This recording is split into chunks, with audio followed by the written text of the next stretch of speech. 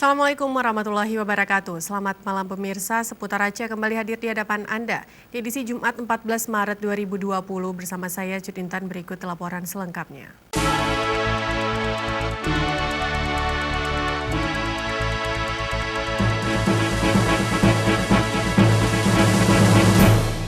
Pemirsa, sebagai daerah yang memiliki kesamaan kerentanan terhadap bencana gempa dan tsunami, pemerintah Aceh bersama pemerintah Jepang memperingati 9 tahun tsunami Tohoku Jepang.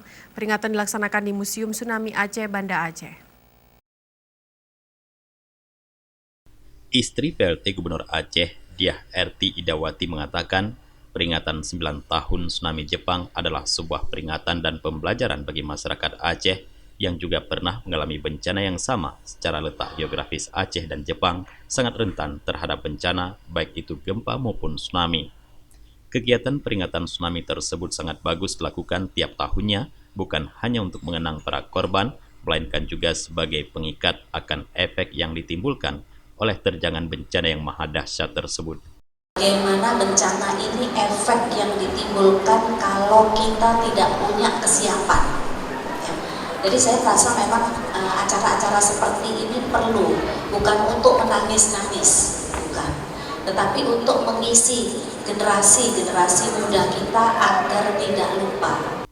Sementara itu, Aoki Takashi, Konsulat Jepang Perwakilan Medan, menyampaikan rasa terima kasihnya kepada seluruh masyarakat Aceh yang telah memberikan simpatik dan semangatnya dalam rangka peringatan 9 tahun tsunami Tohoku Jepang. Dirinya mengaku kagum dengan semangat dan tekad masyarakat Aceh yang berhasil berjuang dan bangkit kembali dari keterpurukan setelah mengalami bencana serupa pada tahun 2004 silam. Tsunami Jepang terjadi pada 11 Maret 2011 silam setelah diguncang gempa berkekuatan 9,0 skala Richter. Dari Banda Aceh, Tim Liputan Aceh TV melaporkan.